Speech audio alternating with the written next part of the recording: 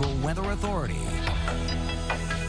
Welcome back and a happy Monday to you. Try to stay dry out there. We're going to start off by looking at the almanac for today. We're getting up to around 68 for our daytime high, which is slightly above normal. I think that's really due to those southerly winds, but we are looking at a cool down as we go into the latter half of this week. But that record was set back in 1953 at 87 degrees. We're not looking to get anywhere near the 80s really for the rest of the week. Now, looking at the Dorsett Automotive Doppler radar, what activity that we had earlier that was really heavy precipitation and thunderstorms has really moved on. We may see another batch of rain before the day is over, though it is going to be isolated. For the most part, though, that heavy rain has moved on. We've seen close to an inch here at the station.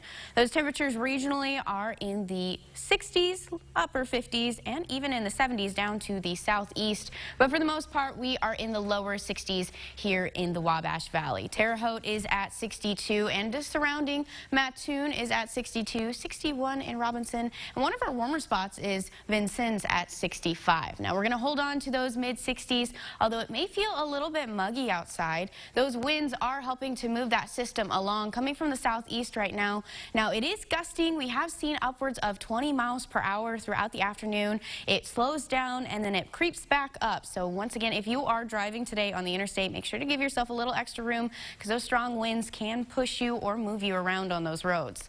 Now we are looking to decrease in those winds as we go throughout the day and into the overnight. Thankfully, they will shift from the south to the west, giving us a little break. Now looking at what it's going to feel like today, once again, we are in the upper 60s for our daytime high. Those winds are helping to make it feel a little bit warmer, but as we go into tomorrow, those winds shift from the south, coming from the west now, helping to cool us down a little bit as that system has moved through. There's cooler temperatures behind the system, and that's when we're going to feel it is tomorrow as that system moves through today.